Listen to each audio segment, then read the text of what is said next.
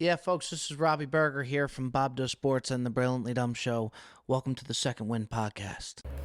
The man, the myth, the legend. How we doing? What's up, big dog? What up? What a compound we got here. We got maximum security for Robby Berger. How are you? I'm Good good. to see you again. Bro, it's been too long, bro. It's been too long. Excited. The guy. We got the legend in the building. Wow. We got the legend in the building, How you man. doing, man? How's everything going? Second Win family, what up? Welcome to another episode of the Second Win podcast with Gio and Jay Mills. Just want to say, we've been getting a lot of love, a lot of support, a lot of, just it's been an influx of great energy. And we want to tell you guys, we really appreciate it. We're going to keep trying to bring you guys great guests with great stories. And with that being said, we have one of the funniest guys I've ever met. Literally ever met. One of the greatest guys I've met. Great host of the Brilliantly Dumb Show, host of Bob Does Sports. Bob Does Sports, and just an all-around great guy, Mr.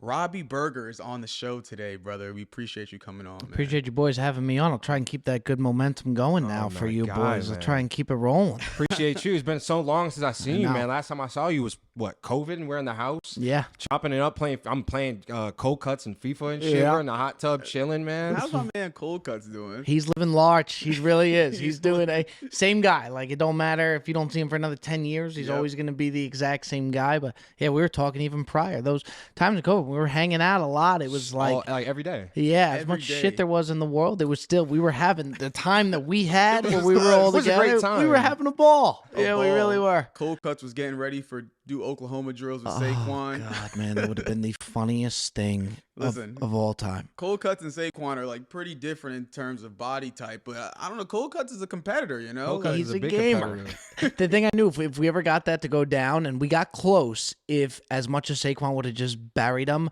Cold Cuts would have at least given it everything. Like, he would have You think he gone. would shoestring tackle?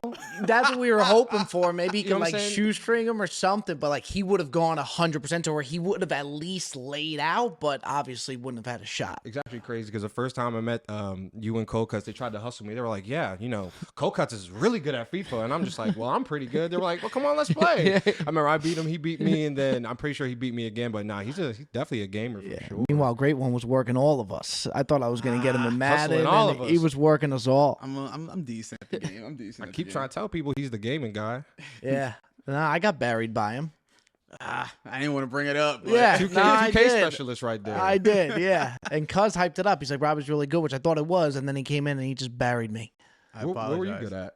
Madden. I'm a big Madden You're a big guy. Madden guy? Yeah, I never got into Really? Call of Duty or any of that stuff. Madden, I always hit hard, and I thought that I had the sauce, and then I ran into this buzzsaw. This guy, Yeah, and then it was man. over. So I feel like not a lot of people know your background and your story.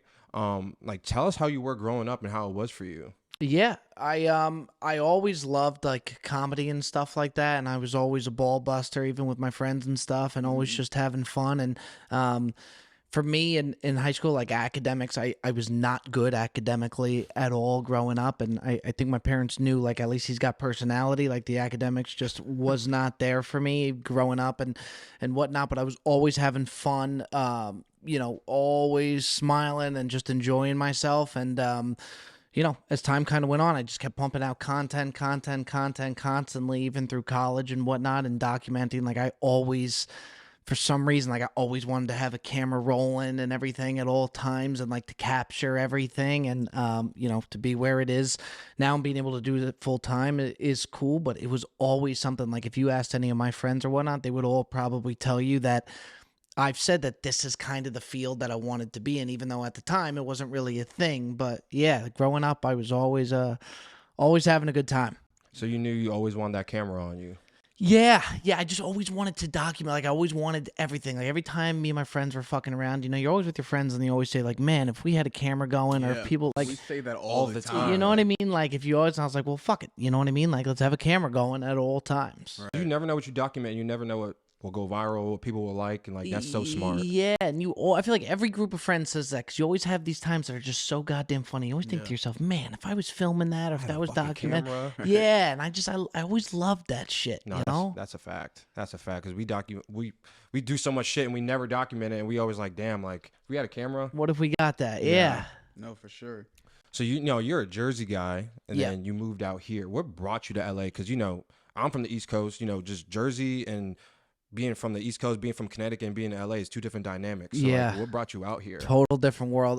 My cousin was working in the hotel industry. You guys, I think we've been before, the Peninsula. Yeah. Yep. And he was the GM there, so he was doing really well. And I was always seeing the hands that he was shaking. I mean, you guys see, like when you go into that hotel, you never know who you're gonna run into. Everyone's there. Yeah, I'm seeing all the connections that he's making. And hospitality was an industry where, like, from a personality standpoint, you either just have it or you don't at hotels. Like, you're either just good. It has nothing really to do with academics at all, or what grade wise and whatnot. Like, that was always a thing. Well, I could always talk to people, so I always wanted to be in hotels and kind of follow what he was doing. So when I came out here, he was going to set me up in hotels, and he ended up getting me in at the Four Seasons. And then from there, for me, I always knew whether I stayed in hotels or whatnot, my whole plan was that I was going to meet somebody through hotels that would take me into an entertainment avenue or whatever it may be, above, whatever it was that I wanted to do in hospitality. Yeah, you already had that plan. Like, Yeah, you already I'm gonna do this. So you're working in hotels, right? You weren't doing the content creation full time. You were doing the hotel and the content creation, right? Who did you meet that was like, wow, I'm really meeting this person. Like, this is awesome. It's a good question. So before I even came into LA, I was working in Miami at a hotel in Miami, and I was a doorman there. And my thing was, I wanted to get from a doorman into the front desk. Yeah. So, and then work my way up into the hotel. And it was a hotel that had anybody and everybody, presidents, celebrities, athletes. A guy that I met, and he's had a rough year to say the least, but a guy that I was always fascinated with because he had such a presence was Will Smith. And he stayed with us at the hotel, and I think he was filming Bad Boys 2, I want to say. But the way he talked to people, he had such a presence. He was such a nice guy, and the simplest things that he would do or say would totally make somebody's day. And he cared about you, really did. So I was always inspired by him, of just how much of just like a regular guy he was, even though he was living this completely, non-regular life. So he was somebody that really that was really cool for me to meet. But then when you meet him and he's that good of a dude, it was unbelievable. That's awesome. That's very cool. So on the opposite side of that, who's someone that you met where you were like, I'm completely unimpressed? There's days where, like, you always try and give somebody the benefit of the doubt. Like, if you have a bad interaction with somebody, like, mind you, they're at the hotel, they might be having a bad day. Like, you don't know what's going, into them.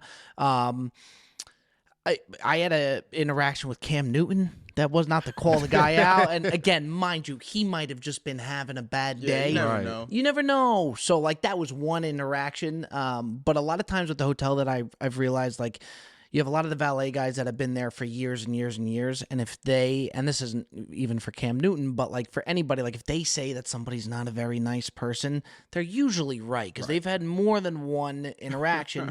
And then on the other end of that, if they say that somebody's so great, they know because they see them all the time. Right. Cam thing, I give him the benefit of the doubt. I'd say he was having a bad day. We'll give Cam the benefit of the doubt.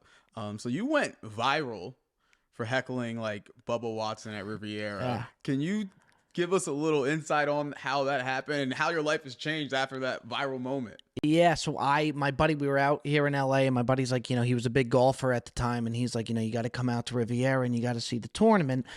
I wasn't really into golf. I think a lot of people think that like I had been into golf for a long time. I really hadn't been. I mean, it was a few years ago, and he's like, you got to go to the tournament. So I went to this tournament, and I asked him, and I was like, if there was anybody that I could like heckle a little bit, like who would be the guy that you kind of heckle?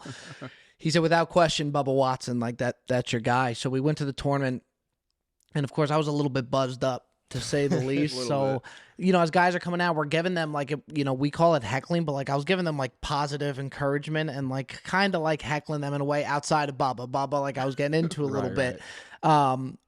And everybody's enjoying, everybody's laughing. The players were enjoying it and whatnot. And you got to walk a fine line with golf because, like, you don't want to cross the line with it or else they'll boot you. Yeah, be quiet too, right? You do. So, like, it's a weird. It's not like you're at a football game or a basketball game. It's a little bit different, but we got home, and mind you, I was pretty banged up to where once I got home and I sobered up, me and my buddy, we started looking at the content that we had, and we were like, holy shit, like, this is good. This is gold. This is real. amazing. And like that, you know, not many people had really seen that at a golf tournament like that be done. So then once we popped it up, that was something that really, really popped the page. And then we kept doing it at more tournaments. But yeah, that was something that like really kind of jump started it. Wow. Yeah. That's crazy. Bubba Watson, what's you guys' relationship now? I tried to get him on the podcast. Really? Oh my God, And that would have been epic. I know. I really wanted him to get on bad. And it ended up not working out, but I tried, and it all you just can do. It's all you can yeah, do, I gave it yeah. a go. And again with the heckling, it's not like I was really like I wasn't really going at him. I was taking some shots here and there, but most of the times with the players, it's more of like positive stuff that they really started to enjoy. So to watch the players get behind that Yeah. They're supporting you. was awesome. Yeah, Yeah, it was really that's fire. cool. It really was. So you have two of your really good friends on the show with you. Yeah. Tell me about the impact that they have on you and being on the show. Like, how important is that to you? It's when Joe left his full-time job, like when we had started Bob Does Sports, and we were able to make an offer for him to come full-time. He was working for Wolfgang Puck at the time. So for this guy to be, I mean, he would literally come film with me at 7 a.m. and then go to a Michelin star restaurant that he was the GM at, put on a suit, and then go to work for like 15 hours. So Joe's a dog. Yeah, he really is. So when the time came for us to have him full time, obviously he was a little bit scared. It's like you're going into something that it's not a normal job. I mean, Right. it's very different. His parents are old school too, and they're the best, but like they understandably so, like even with my parents, they didn't know what he was, going into, and it ended up working out. So to see like Joe, to see Fat Perez take the time like to be able to do this full time and watch them enjoy it the way that they are, it helps the show because we all get along so well. organic. Yeah, Yeah. it's a dream for us, but to see them being able to do it full time with me, it's like you can't get anything better than that. It's the No, not at best. all. You just Having your boys shooting the shit, having Working with fun. your boys, It's the man. coolest, and we're such a close knit group that like when Right. we're traveling, like we all get along so well, and it's like we pinch ourselves a lot because it's like, do you believe this is our full time job? We still think like it's gonna get taken from us at any point, Yeah, like like, that this we'll is wake really up. life. Yeah, That's what insane. That's what we were talking about with our guest yesterday, Face Swag. He's a gamer and he has all his friends living in a house with him, gaming, streaming every day, and it's just like, yo, you wake up and you're with your boys every day, shooting the shit. Like, that's a great life. Jarvis is the coolest thing in the world, man. It really is. I wish I could have that. I just work with this guy. I don't really No, like he's fucking horrible. Jesus Christ, dealing with this dude every fucking day. Dude, we were watching. What were we watching? We were watching the video that you guys put up during March Madness. That's the ball. It is our ball, Joe. It is our ball. It's not our ball. It's not our- It's our ball. No, it's not, Joe. It's our ball. It's our ball. It's our ball. It's our ball. Oh no. It's not our ball, Joe. Our ball. Yeah. I was laughing at that video for like 10 minutes. It was. He's like, no, it's not our ball. It It is our was. ball. We were. It's funny because like we were doing like that stuff. So we were in my office at the Four Seasons at the time watching the March Madness, and we were gambling on it. And it's like there was so many things at the Four Seasons. Like the next day after that, and I posted it on my Instagram. The GM called me up to the office, and I got written up for it. That's what I'm saying. Like, you're on the job doing that. Yeah, there were so many times where, like, although I think me and Joe were really good at our job because we were able to put on like that hospitality Four Seasons face, but it's very like you got to be like kind of by the book at the Four Seasons. Like you got to say things, guest is always right, and stuff like that. So for us to be doing content behind it and all this shit kind of going on, Yeah. it was a really wild thing to be a part of because it was very hard to separate the two because even our employees, they knew what we were doing. Like they saw the Instagram video. So it's like, how do you bust an employee's balls for being late where the night before he sees me on my Instagram at a party fucking around? Or, Yeah. You know what I mean? I wanted to ask you about that. Like, how strict is it in the A-list hotel business? Like, even getting into a job and situation like that, like, is it very selective? Like, how does one Yeah, it is. That's why, like, originally when I was in Miami, I had to be a doorman because in order to be a part of the front desk at like a luxury hotel like that, you have to have like 2 years front desk experience. So for me, it's like, man, instead of going to front desk, why don't I just at least get into the door there and then try and get into the front desk? And that's just more so for like the Four Seasons of the world and whatnot. But yeah, then like once you get in there, they really do train you really well as far as like same thing with Four Seasons, something that taught me like discipline. Like you have a guest screaming at you that you know is in the wrong, like you know the guest's wrong, and you got to be able to bite your tongue and shake your head and act like they're right. And That's crazy. it's tough, but like it teaches you discipline to where like to be able to bite your tongue. Self-control. Yeah, and I think it's helped me, down the road. Yeah. So your podcast is called Bob Does Sports, Yeah. right? It's not really a lot of other sports. besides golf. I know. Was that planned, or is that just something that ended up happening because people love you so much? Yeah, we kind of find it funny now because now it's kind of like a spoof that like it's Bob to Sports, but all we play is It's golf. golf. Yeah. Yeah. But what originally with Bob to Sports, what it was meant to be is we were going to go to different stadiums and do kind of like man on the street type stuff. Like we went to like Bills Mafia, like a Bills game, Yeah. Ole Miss game, and we would like interview different fans coming in and like kind of document the overall experience.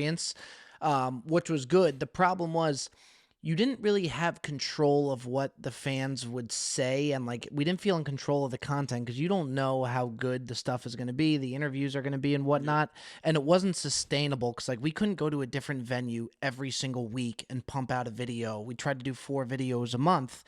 It wasn't sustainable to where Right. golf, we're able to go out for 18 holes. We do 1 video on the front 9, 1 video on the back 9. We leave that day with 2 videos there to where we're able to pump it out. And the more we pumped golf content out, the more we realized like that's what was hitting. So that's what we just kept peppering them with. So it was just a consistency of I'm able to do this niche, like that one thing. Yeah, like Yeah. those videos are what was hitting the hardest. And then I think what people really enjoyed too, me and Joe were always like, well, we're not the best. We're terrible golfers. Like, are they going to be? As it turns out, people like seeing the average Joe golf. Are you you know terrible? what I mean?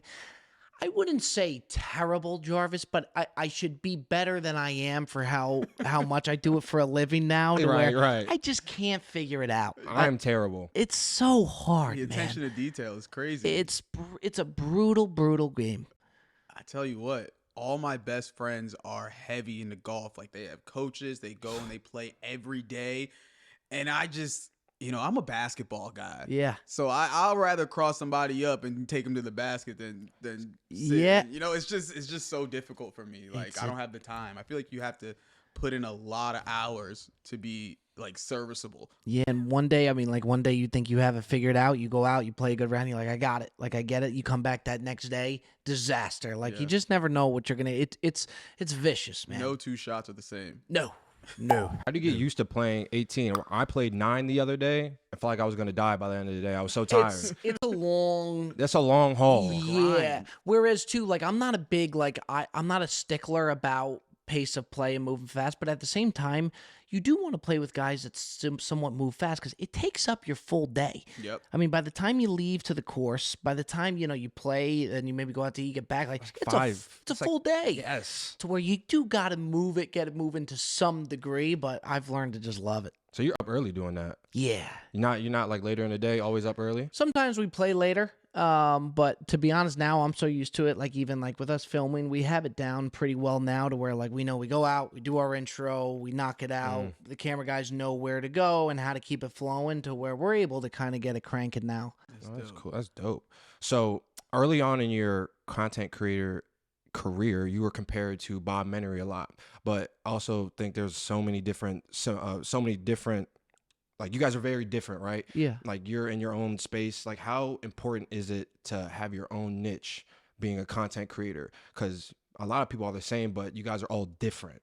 Like how important is that to have your own niche doing what you're doing? I think it's huge, man. I really do. Like even because now too, like if you look now more than ever, there's more content creators now than there's ever been. And even us for like YouTube golf, with how big YouTube golf and stuff is getting, you have a different channel coming in every single day and different players in the game. So like for us to be able to have our own niche and like for people to see our channel and have it be different from other channels is huge because there's so many options out there. And then even for me with Brilliantly Dumb, to where like Bob does sports, I want it to be its own thing, Brilliantly Dumb with like a different approach to it. And, you know, I've been doing it a while now, especially with Brilliantly Dumb, that it just kind of comes natural to me. And then I just kind of let the rest take care of itself.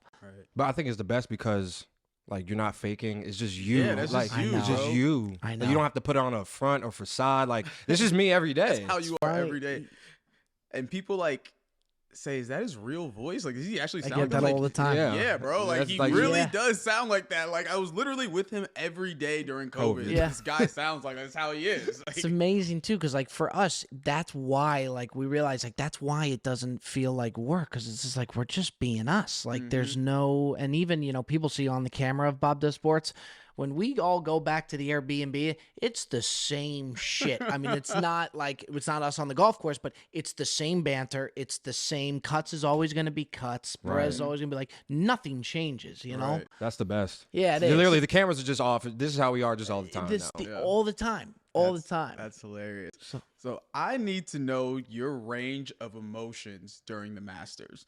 Like, I know you're not super fond of Brooks, right? And I'm a big Brooks guy. Like, Brooks is my dog. Yeah. But I also know Jon Rahm is your guy. Yes. Right? So it's like he double bogeys immediately. And Brooks is in the lead. You know, he has a pretty decent lead. So I know, like, you had to have been like, shit. And then John kind of walks him down, and you're like, that's your guy. So I know, like, you're probably going crazy. I need to know your range of emotions during that. Joe, so before the final round of the Masters, Joe called me because he wanted to bet on it, of course, and I was like, honestly, like usually I would always bet the Masters, like no matter what, like you got to bet the Masters.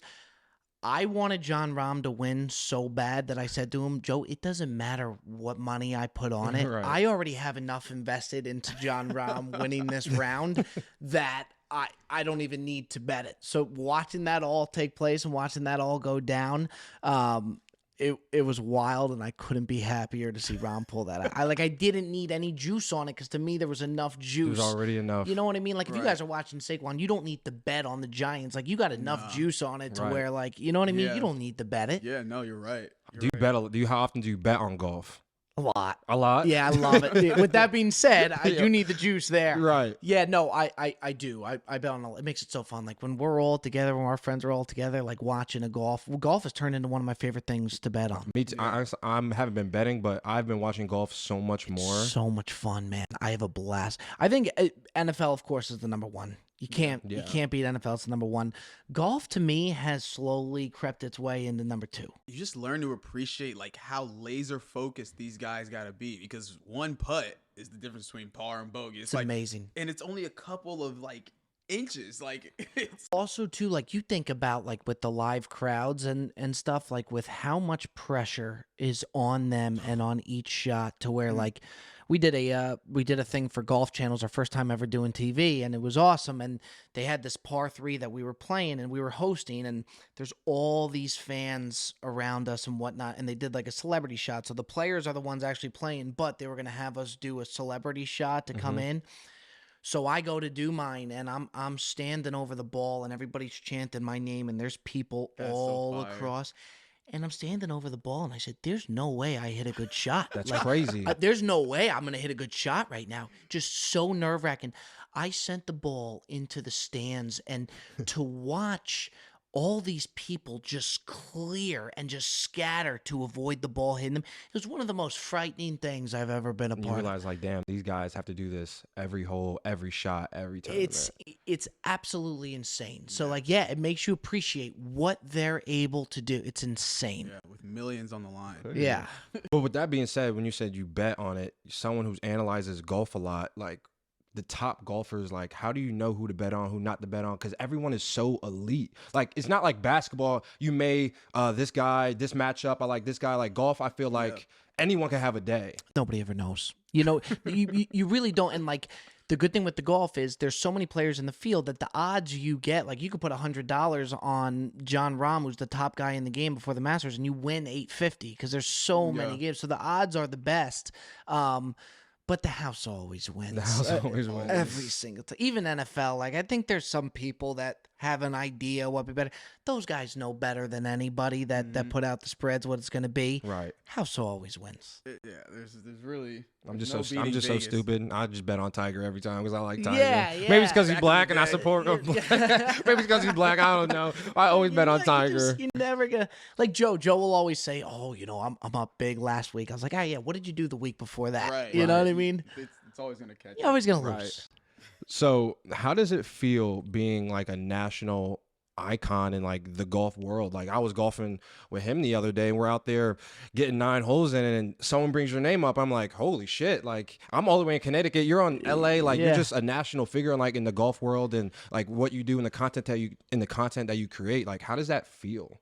It's, to be honest with you, Jarvis, it's crazy. Because, like, I mean, we all were together, even like COVID, like when I was starting it, which is cool. And I remember me and you even talking, and Yep. we were having a deep talk about like where I wanted it to go and where I was going to take it. And if you would have told me years ago that golf would be like what I'm doing full time, I would have said no way, never. But now that it's turned into what it is, it's pretty surreal, man. Like even for my parents to see it, and I was at the UFC fights with my dad in Las Vegas, and for him to see like the different fan interactions and stuff, fire. it really is. It hits hard, and to be completely honest with you, I know it's easy for me to say because we're so young into it, but I don't think I'll ever get tired of it. I really don't think there'll ever be a time where I get tired of it. And then our whole crew is just very appreciative of it and whatnot. And it's crazy, man. It really is. Did you expect to be like that nationally known? Like you said, when we were COVID and we were talking about, man, I remember we had a heart to 3 heart, years man. ago. Yeah. And we were talking like, Jarv, like I got this plan, I want to do this, and like now you're living it and doing it. Like, did you knew that? Like, did you have a plan of like how you wanted to go about that, and you knew this was gonna happen? I'll be honest with you. I didn't know what exactly it would be in. Like I never knew that it would be in golf, but I really did feel like from the content that I was putting out, I felt like there was something different in me, the way that I was seeing certain things. Again, dumb as a rock academically, but when it came to just people and understanding and different delivery and in the videos that I would post, I really did believe that at some point it would break through one or the other. And it took a while, but yeah, it's wild. Well, I'm proud of you, man, Thank because you. you living and doing Yeah. it now, It's dope bro. to see all that come to fruition. You know, like we Cool. were talking about just so many different things. Like I remember you and Cuz talking about stuff. Like Jarvis told me the conversation you guys had, and I'm like, it's 3 years later. I'm looking back and I'm like, he did it. It's crazy, Like man. everything he talked about, he did it. Manifested that shit right into reality. Thank you, No, yeah. for real, Dope. man. It's dope It's- to see. So I heard through the grapevine, right, about a story at Chick-fil-A where you ran out of gas. Yeah, this is good. This is good. Yeah. Can Yeah. you please tell us about that story? True story. I was in the drive-thru and I knew my gas was really low. And there was a time where I went to Chick-fil-A outside of Sunday. I would hit Chick-fil-A just about every single day. It's amazing, isn't it? It's the best. It's by far the best. So I was in the drive-thru and all of a sudden my car just like stalls out. I thought there was something wrong with the car, and then I realized I'm an idiot. I don't have enough gas. So the guy who came by to take the order came by, and his name was Johnny, and I said, Johnny, I don't know what to do. Like worker. maybe, one of the Chick-fil-A workers. And he goes, hang right there. And he gets another person that was working at the drive-thru to cover for him. This guy just books it. He's like, do you have any cash? I was like, yeah, I got cash. So I handed him cash. This guy beelines it across the street over to an Exxon Mobil, gets a canteen, fills it on up, brings it over. Mind you, I'm just watching the whole time. I have no idea. I just couldn't believe that he's doing this. Came back in, put like $5 of the canteen in there, got my Chick-fil-A and headed on They back. must hire the nicest Like, people. how do they find these It's guys? absolutely insane to where I honestly wonder, and I don't know the answer. They have to, whether they get paid more or Got to be something, some it's incentive something, for being so or nice. the training process that they do. It's like, to me, it's a lot of like, from what they do, it's a lot of the Four Seasons stuff to where they kind of, and this will sound in a bad way, but it's really not. They kind of brainwash you into service and like what to say and how to say it. Those guys are unbelievable. Unbelievable. And it's nationwide. Like every Chick-fil-A you Every go to, Chick-fil-A. they're so nice. They never drop the ball. They never drop the like What's the thing they gotta say? At the end of would they give you your order? My pleasure. My pleasure, or something like that. It's, Yeah. I it's, never knew that. It's If absolutely. you ever pay attention, you go. They always have to say that. And if you catch them, remember like those viral videos, they try to catch them. If they don't say it, you get like a free meal or something like that. it's- Really? it's Yeah. and you would think that they would have some bad eggs here and there, and Right. they would like get a couple assholes here and there. I am Crazy. yet to run into one bad Chick-fil-A employee. Even the Just- guys cooking in the back are nice. they're all over it. It's unbelievable. But That yeah, being said, you're from Jersey. Yes. And the East Coast, like in my opinion, no bias. I think the East Coast has better food than the West Coast. What do you think? no doubt about it. No doubt. No doubt about it. Yeah, I mean, the thing with the West Coast, like LA, like there's so many different options and different cuisines, which is great. So you have a lot of options to choose from. East Coast trumps all. You could go anywhere to go any corner, get a good slice of pizza. To where I miss that about the East Coast more than anything. for Especially sure. Jersey. I think Jersey has the best. Jersey's number. Yeah, Yeah, Jersey's number one. Jersey's got to be You'll be number back on one. the East Coast soon, though. Huh? I know You'll be back that's soon. trust me. I got the food in mind. That's for sure. Already, bro. So if you had to describe your life in one word or phrase, you could pick a word or phrase. What would you say up until this point? Wow. Man. Whew. Take your time. It's probably gonna sound boring, but it's just fun, man. Like we've always just had fun in whatever we were doing and made the most out of whatever we were doing. Like highs and lows. Like it's we have such a good crew around us that even from the time that I was kid, friends and whatnot, I just was always having a fun time and smiling. And I look at things. I try and look at things as a half glass full, all the time. And not to say that there hasn't been shitty times, because there definitely has. But every step of the way, I was just always having a blast. I really, really was. That's so important because like nowadays, especially in like this generation, a lot of people do things that they don't love. Like they do things that they don't like for other people's approval and things like that. So like hearing that from you, I hope it helps a lot of people say like, hey, I don't really like what I'm doing. I'm going to do this because I feel like it's better. Like, like the fact that you said your life has just been fun means that you've enjoyed it, like Yeah, you I don't really want to have. live your life, go through your 20s, your 30s, your 40s, your 50s, now you're 60 years old and you're like, damn, I didn't have any fun. I didn't enjoy my life. You Yeah. know, like you said, it's simple, but it really isn't. Like some people don't Yeah. understand that concept. I think that's dope to hear. Yeah, even like, even when I was in the hotel, even though I knew it, like, and I knew it wasn't my end goal or I wanted to be, like, I was still enjoying it. I was still having a lot of fun and Having able to fun. look at it as like, yeah, I was still able to look at it in the sense of like, I'm still young, like I'm still climbing to where I want to be. Like I'm still, although it might not feel like it, I'm still doing it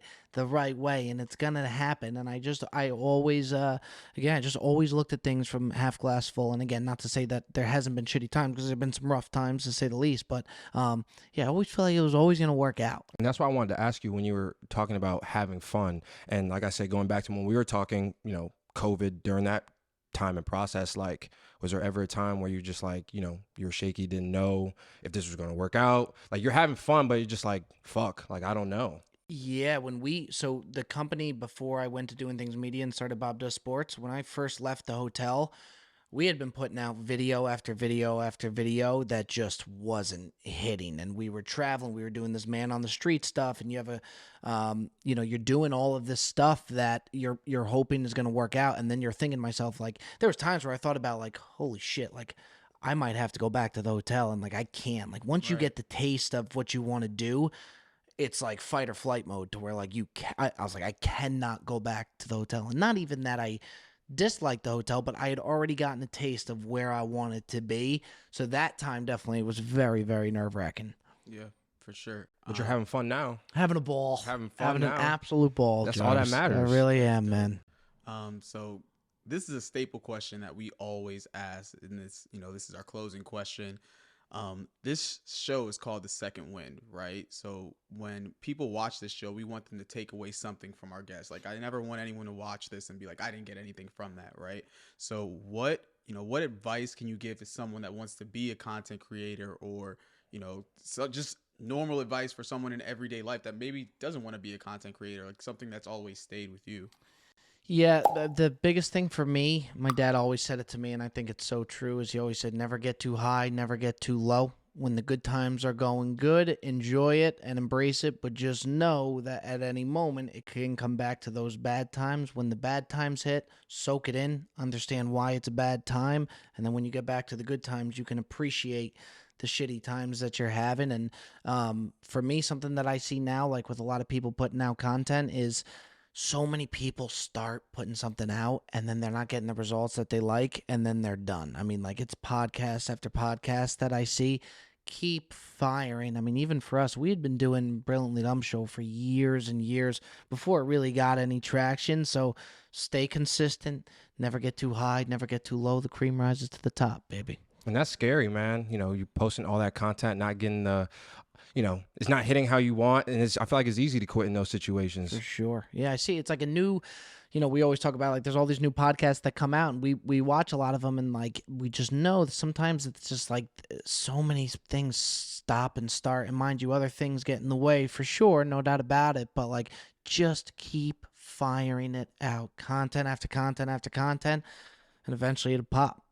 Nah, Yes, that's sir, real. man. But, you know, we want to tell you we appreciate you getting on here, Robby. Like, we know you're busy, but we know you're profound, and we know you're going to give some great answers. And I'm sure a lot of people are going to, you know, be able to take that and go run with it with their lives. So I want to tell you we appreciate you getting on here, man. Of course, Always I appreciate you, you, We're proud man. of you for where you, Thank where you. you got to. For anyone watching, tell your friend to tell a friend to like, comment, subscribe. Go tell your grandma. Go tell your great aunt. Go tell your little cousin. Go tell their pet fish, their pet cat. Second Win family. We're out. Appreciate you guys. Thank you, boys. Appreciate it. Of course.